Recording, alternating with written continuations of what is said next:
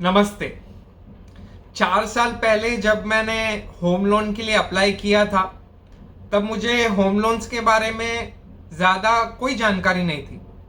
जो भी मैंने गूगल पे सर्च के द्वारा जाना था, समझा था, उतना ही नॉलेज मैंने इकट्ठा किया था। लेकिन 4 साल बाद जब मैं एक बार अपनी होम लोन पोर्ट भी करवा चुका हूँ, तो मैं काफ़ी वाइज हो चुका हूँ, काफ़ी सारी चीज़ों के बारे में जान चुका हूँ जो मुझे शुरुआत में नहीं पता थी।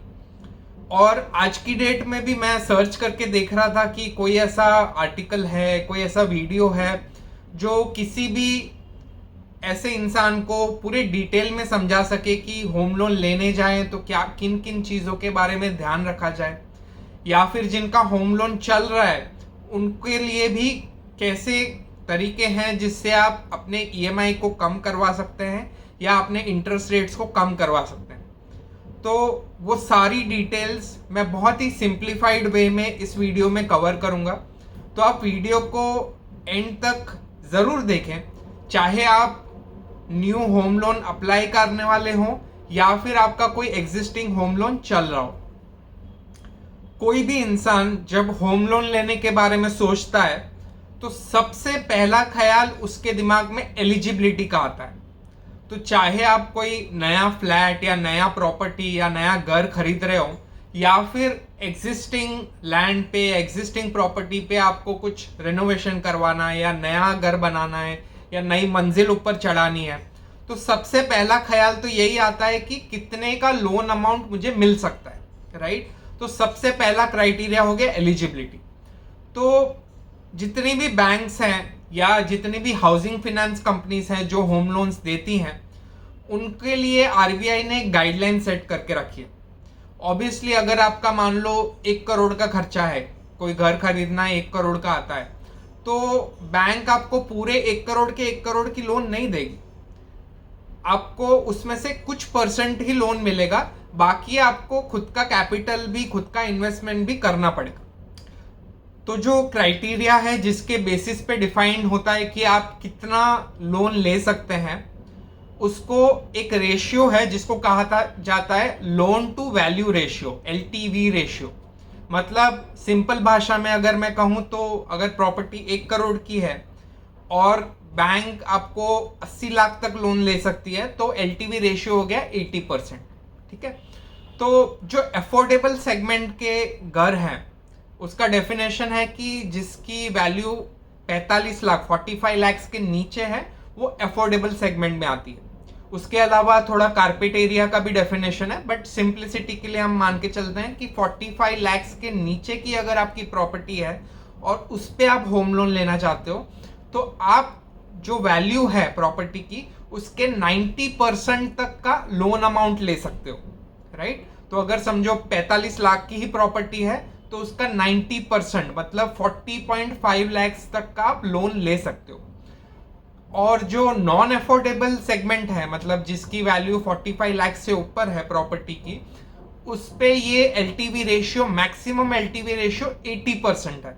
यानी कि बैंक्स आपको 80% तक लोन दे सकती है। बाकी का जो 20% है वो आपका खुद का कैपिटल, खुद का इन्वेस्टमेंट्स होगा। ठीक है। लेकिन याद रखिए ये मैक्सिमम लिमिट है, ये कोई मैंडेट नहीं है। बैंक्स इसके अलावा दूसरे पैरामीटर्स भी चेक करेंगी, जैसे कि आपकी इनकम कितनी है, आप कितना ईएमआई भर सकते हो मंथली, आपका क्रेडिट स्कोर क्या है, उसके बेसिस पे वो लोन अमाउंट डिसाइड करेंगे या कितना लोन आपको देंगे वो डिसाइड करेंगे। तो सबसे पहला क्राइटेरिया हो गया कि एलटीवी रेशियो, आपकी प्रॉपर्टी पे आपको कितना लोन चाहिए। तो ये जो लिमिट्स मैंने डिफाइन किए वो आपके लिए जानना बहुत ही जरूरी है। दूसरा क्राइटेरिया हो गया कि एलिजिबिलिटी। तो मान लो कि आपकी प्रॉपर्टी 1 करोड़ की है, यानी कि आपको एलटीवी रेशियो के हिसाब से 80 लाख रुपए तक की लोन मिल सकती है। ठीक है। लेकिन आपकी आय इतनी नहीं है कि आप 80 लाख का लोन लेके उस पे जो ईएमआई आएगी मंथली उतना भर सको, राइट। तो फिर आपको उतना लोन नहीं मिलेगा। तो बैंक्स कैसे डिसाइड करते हैं कि आपकी ईएमआई भरने की कैपेसिटी कितनी है? तो जनरली मोस्ट बैंक्स ये नॉर्मल फॉर्मूला अप्लाई करते हैं कि आपकी जो नेट इन हैंड सैलरी है पर मंथ, चाहे सैलरी हो, मतलब अगर आप जॉब कर रहे हो तो सैलरी होगी, या अगर आपका खुद का कुछ बिजनेस है या खुद का कुछ है तो आपको इनकम होगी। तो आपकी जो नेट इनकम होगी एवरी मंथ, उसमें से आपके जो, अगर दूसरे कोई लोन्स चल रहे हो, मान लो आपका गाड़ी का लोन चल रहा है या बिजनेस का कोई दूसरा लोन चल रहा है, मतलब दूसरे जो भी लोन्स है उसका पहले आपका जो मंथली ईएमआई है, अमाउंट है, वो डिडक्ट करेंगे। उसके बाद आपका जो अमाउंट बचेगा उसका 60 to 65% आपको लोन ईएमआई जितना आपको लोन मिलेगा।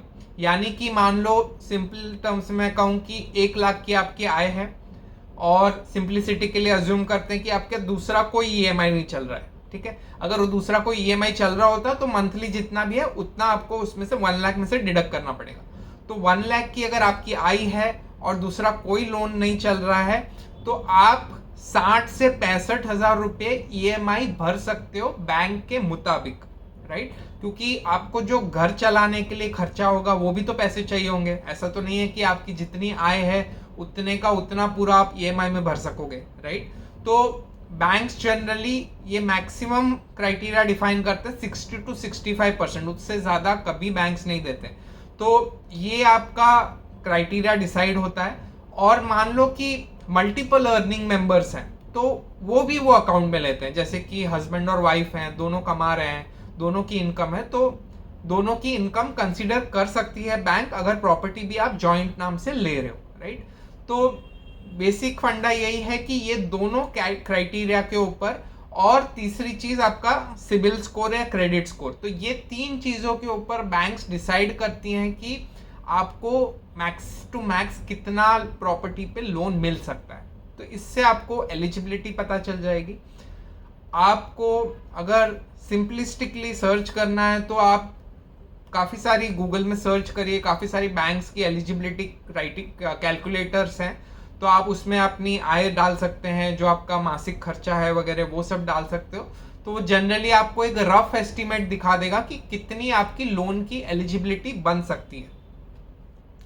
तो ये एक बहुत ही इम्पॉर्टेंट कैलकुलेशन या एक रफ एस्टिमेट आपको चाहिए होता है जनरली, जब भी आप कोई घर खरीदने जाते हो या घर का रेनोवेशन के बारे में सोचते हो।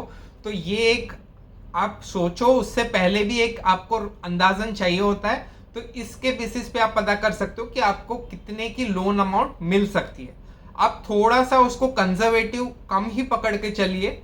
अगर मान लो आपको एलिजिबिलिटी निकल रही है 50 लाख, तो आप उसको अपने दिमाग में थोड़ा 45 लैक्स थोड़ा कम ही पकड़ के चलिए, 10%, 5-10% कम ही पकड़ के चलिए। बिकॉज उसके साथ साथ आप जब लोन लेने जाते हो तो कुछ चार्जेस भी ऐड होते हैं, कुछ दूसरी चीज़ें भी ऐड हो जाती हैं। तो सेफ साइड यही रहेगा कि आपका जो एलिजिबिलिटी कैलकुलेटर में अमाउंट निकलता है उससे आप 10-1% कम ही एलिजिबिलिटी पकड़ के चलिए जब भी आप कोई घर देखने जाएं और खरीदने जाएं वगैरह। अब चलते हैं दूसरे पॉइंट की तरफ, जो कि है choosing the right home loan provider. तो भारत में आपको 100 से भी ज़्यादा different banks, NBFCs, housing finance companies मिल जाएंगी जो होम लोन प्रोवाइड करती है, राइट। तो आप कैसे सिलेक्ट करोगे कि कौन से होम लोन प्रोवाइडर से मैं होम लोन अपना लूँ? तो इसमें जनरली 3 मेन क्राइटेरिया फैक्टर्स होते हैं जो लोग कंसीडर करते हैं। सबसे पहला जो है वो इंटरेस्ट रेट्स। जनरली हर कोई चाहेगा कि उसको सस्ते से सस्ते ब्याज दरों में होम लोन मिले, राइट। तो वो सबसे पहला क्राइटेरिया हो गया। दूसरा क्राइटेरिया हो गया एलिजिबिलिटी। तो अगर मान लो कि आपकी एलिजिबिलिटी एकदम कट टू कट बैठ रही है, मान लो कि 1 करोड़ की प्रॉपर्टी है और आपको 75-80 लाख रुपए की लोन चाहिए ही चाहिए, तो ही आप प्रॉपर्टी खरीद पाओगे, उससे ज़्यादा आपके पास खुद का कैपिटल नहीं है, राइट। तो फिर कुछ आपको प्रोवाइडर ऐसे ढूंढने पड़ेंगे जो आपकी जो लिमिट है उतने तक की लोन आपको दे सके, राइट। बेस्ट आइडिया तो यही होगा, या बेस्ट तो यही होगा कि आप एटलीस्ट 30-35% अपना खुद का कैपिटल लाइए। जैसे कि 1 करोड़ की प्रॉपर्टी है तो एटलीस्ट 30-35 लाख रुपया आप खुद का डालिए, बैंक से आप लोन 65-70 लाख रुपए की तक की लीजिए, तो वो सबसे बेस्ट है। लेकिन सबके लिए पॉसिबल नहीं हो पाता है, तो ये एक दूसरा क्राइटेरिया हो गया। और तीसरा क्राइटेरिया हो गया कि सर्विस की क्वालिटी। तो जैसे पब्लिक सेक्टर एंटरप्राइजेस में सर्विस की क्वालिटी थोड़ी सी रिलेटिवली कम रहती है, आपको धक्के खाने पड़ेंगे, आपको फॉलोअप्स करने पड़ेंगे, जबकि प्राइवेट सेक्टर बैंक्स में, काफ़ी सारे बैंक्स में वो क्वालिटी थोड़ी बेटर रहती है। तो आप ये फैक्टर भी कंसिडर कर सकते हो। तो जनरली ये 3 फैक्टर्स लोगों को कंसिडर करना होता है जब भी आप कोई होम लोन प्रोवाइडर या होम लोन के बारे में सोचें। तो अब आपका सवाल होगा कि हम इसको कैसे शॉर्टलिस्ट करें। तो बहुत ही सिंपल ट्रिक बताता हूं कि आप जहां भी रह रहे हो, आपका कहीं ना कहीं बैंक अकाउंट तो होगा ही। तो आप जहां पर आपका बैंक अकाउंट है, अगर आप उससे, उनकी सर्विसेज से खुश हैं तो आप उनसे पूछ सकते हैं।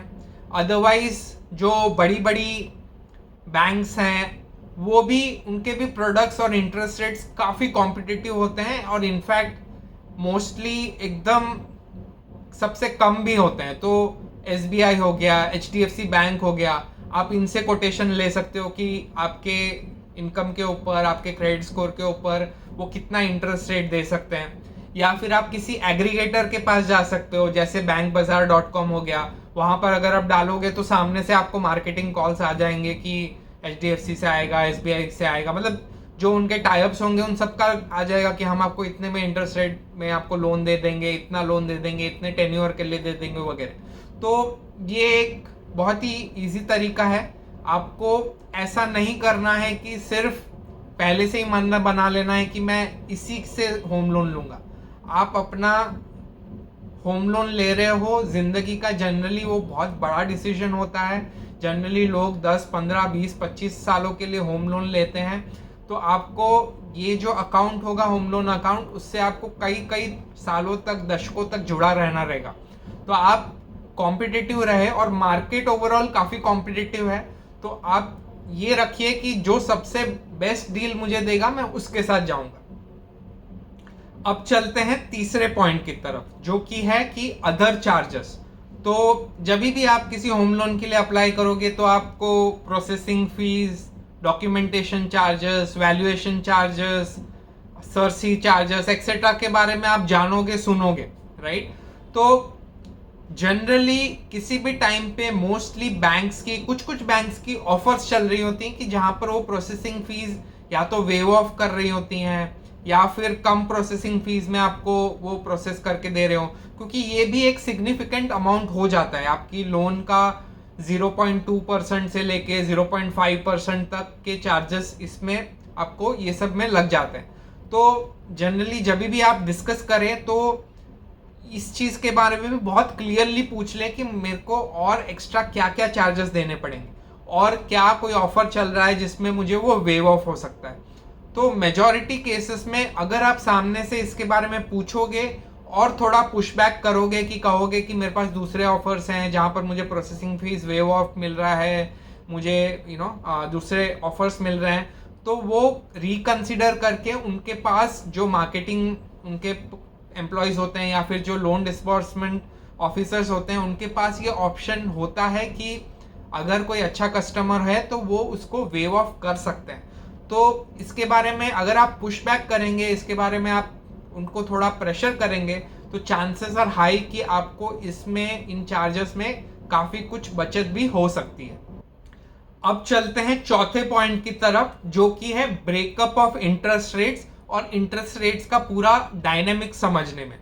ये बहुत ही इंपॉर्टेंट फैक्टर है, बिकॉज आप कहीं पर भी आपको कैलकुलेटर्स मिल जाएंगे। आप अपना एक प्रिंसिपल लोन अमाउंट डाल दीजिए, मान ले 1 करोड़ रुपए, और आपने इंटरेस्ट रेट डालिए 7% और आप फिर टेन्योर डाल दिए, मान लीजिए आपने 20 साल के लिए लेना है। तो आप देखिए कि आपका 20 साल के बाद कितना, आपने प्रिंसिपल तो जितना भरना है उतना ही वापस भरना है, बट आपका इंटरेस्ट अमाउंट कितना भरना हो जाता है। और उसी चीज को आप चेंज करके इंटरेस्ट रेट को 7.5% कर दीजिए, और फिर आप अमाउंट देखिए। आप देखेंगे कि कई लाखों रुपए का फर्क है, just because of interest rate आधा % से आपने उसको चेंज कर दिया। तो इसलिए इंटरेस्ट रेट्स बहुत ही इंपॉर्टेंट क्राइटेरिया है। तो इसके बारे में डिटेल में समझना बहुत ही ज़रूरी है कि आपको इंटरेस्ट रेट्स बैंक कौन से बेसिस पे प्रोवाइड करती हैं, किस बेसिस पे वो डिसाइड करते हैं कि आपको क्या इंटरेस्ट रेट मिलना चाहिए। आज की डेट में जितने भी होम लोन्स मिलते हैं वो सब किसी ना किसी एक्सटर्नल बेंचमार्क से लिंक्ड रहते हैं और most of them are link to repo rate. Repo rate basically क्या होता है कि आरबीआई एक डिसाइड करती है रेट और उसके बेसिस पे बैंक्स अगर चाहें तो आरबीआई से पैसे उस रेट पे विड्रॉ कर सकते हैं, उस रेट पे वो ब्याज पे पैसे ले सकते हैं आरबीआई से। तो ये एक बहुत ही इंपॉर्टेंट पैरामीटर है क्योंकि जब भी आरबीआई रेपो रेट बढ़ाएगा तो आपका जो होम लोन का इंटरेस्ट रेट है वो भी साथ साथ बढ़ेगा और जब आरबीआई रेट्स घटाएगा तो आपका जो होम लोन का इंटरेस्ट रेट्स है वो भी साथ साथ में घटेगा। तो जब बैंक्स आपको होम लोन देती हैं तो वो रेपो रेट पे कभी नहीं देती हैं क्योंकि वो बहुत ही सस्ता दर होता है। उतने में अगर बैंक्स देंगी आपको होम लोन तो उनको परवड़ेगा भी नहीं। तो वो होम लोन जो देती हैं वो रेपो रेट के ऊपर एक मार्कअप लगाती हैं। मैं आपसे एक सवाल पूछता हूं कि होम लोन लेना हो या स्विच करना हो तो सबसे बेस्ट टाइम क्या है? जब ब्याज दरें यानी कि रेपो रेट सबसे कम हो या रेपो रेट सबसे ज्यादा हो? मेजॉरिटी लोग कहेंगे कि लोन तभी लेना बेस्ट है जब ब्याज दरें सबसे कम हो, लेकिन ये गलत जवाब है। आपको होम लोन आइडियली तभी लेना चाहिए जब ब्याज दरें सबसे ज्यादा हो या फिर अगर आपने तभी लिया है होम लोन की जब ब्याज दरें कम थी तो आप उसको स्विच करने के बारे में सोच सकते हो जब ब्याज दरें बढ़ जाए। मैं आपको समझाता हूं कि ऐसा क्यों है। मैंने जब होम लोन ली थी, मैंने फरवरी 2021 में होम लोन ली थी, तभी रेपो रेट था 4% और मुझे होम लोन मिला 6.85% पे, यानी कि बैंक ने मेरे ऊपर 2.85% का मार्कअप लगा दिया, जबकि मेरा क्रेडिट स्कोर काफ़ी बढ़िया था, 780 के आसपास का क्रेडिट स्कोर था। फिर आरबीआई ने मई 2022 से फरवरी 2023 तक रेपो रेट कंटिन्यूसली बढ़ाया क्योंकि इन्फ्लेशन काफ़ी बढ़ गया था। तो जो रेपो रेट 4% पे था वो बढ़ के फरवरी 2023 में 6.5% पे हो गया और उस पे अगर आप मार्कअप ऐड करोगे 2.85% का तो होता है 9.35%। तो जो लोन मुझे 6.85% में मिली थी वो बढ़ के उसका ब्याज दर 9.35% हो गया, क्योंकि एक बार जो आपका मार्कअप रेट होता है वो फिक्स हो जाता है, वो चेंज नहीं होता जब आरबीआई अपना रेपो रेट बढ़ाता है या घटाता है। लेकिन क्योंकि ब्याज दरें ओवरऑल इतनी बढ़ गई तो इसलिए बैंक्स ने अपना मार्कअप कम कर दिया। जब आरबीआई ने रेपो रेट 6.5% कर दिया तो बैंक्स ने, ताकि लोन्स अफोर्डेबल हो, ताकि लोग घर खरीद सकें, ताकि बैंक्स का अपना लोन ग्रोथ हो सके, तो उन्होंने अपना रेपो रेट घटा दिया। और जून 2023 में मैंने पोर्ट करने के बारे में सोचा, मतलब अपना होम लोन एक बैंक से दूसरे बैंक में ट्रांसफर करवाने के बारे में। तो जो मेरा 9.35% का इंटरेस्ट रेट चल रहा था वो नई बैंक मुझे 8.4% पे दे रही थी, यानी कि 190 बेसिस पॉइंट, 1.9% का ही सिर्फ मार्कअप था। जब मैंने पोर्ट करवाने के बारे में बात करी और अपने ओल्ड बैंक को बताया कि मैं पोर्ट करवाना चाहता हूँ, ये होम लोन अकाउंट क्लोज करवाना चाहता हूँ, तो उन लोग भी काफ़ी पीछे पड़े कि नहीं आप रुक जाइए, हम आपको ब्याज दर कम कर देंगे। उन्होंने भी मुझे 8.5% तक का ऑफर दिया। तो जब भी ऐसा हो जहाँ पर आपने इनिशियली लोन लिया हो और मार्कअप काफ़ी ज़्यादा हो और बाद में ब्याज दर बढ़ने की वजह से आपका जो ओवरऑल इंटरेस्ट रेट है वो काफ़ी बढ़ जाए, तो आप ये ऑप्शन डेफिनेटली एक्सप्लोर कर सकते हो। इसकी वजह से आपके लाखों रुपए की बचत हो सकती है। इवन अगर 10 बेसिस पॉइंट यानी कि 8.4 और 8.5 का भी डिफरेंस हो तो भी लाखों रुपए की बचत हो जाती है, depending upon the loan amount. तो ये ऑप्शन आप डेफिनेटली एक्सप्लोर कर सकते हो, जिसकी वजह से आपके बहुत सारे पैसे बच सकते हैं। और अब जब आरबीआई ने इस साल 100 बेसिस पॉइंट यानी कि 1% का रेपो रेट में कटौती की है, तो मेरा जो होम लोन रेट है वो घट के 8.4 से 7.4% पे आ चुका है, जो कि इस रेट पे अगर कोई भी नया होम लोन कस्टमर आए तो इतने कम में आजकल बैंक्स कोई नहीं दे रही है। वो जनरली 8% के आसपास या 7.5 टू 8 के बीच के रेंज में मिल रहा है आपको। तो इसलिए होम लोन लेने का सबसे बेस्ट टाइम है जब रेट्स सबसे ज़्यादा हो और फिर और रेपो रेट बढ़ने के चांसेस ना के बराबर हो, या तो फिर जब आपने लिया तब रेट्स कम हो तो आप पोर्ट करवाने के बारे में सोच सकते हो जब रेपो रेट्स काफ़ी ज़्यादा बढ़ जाए। दूसरी एक इंपॉर्टेंट चीज़ जो आप कभी भी होम लोन लेने जाओगे तो आप नोटिस करोगे कि आपको क्रॉस सेल करने की बहुत कोशिश करेंगे, insurance products, banking products, investment products.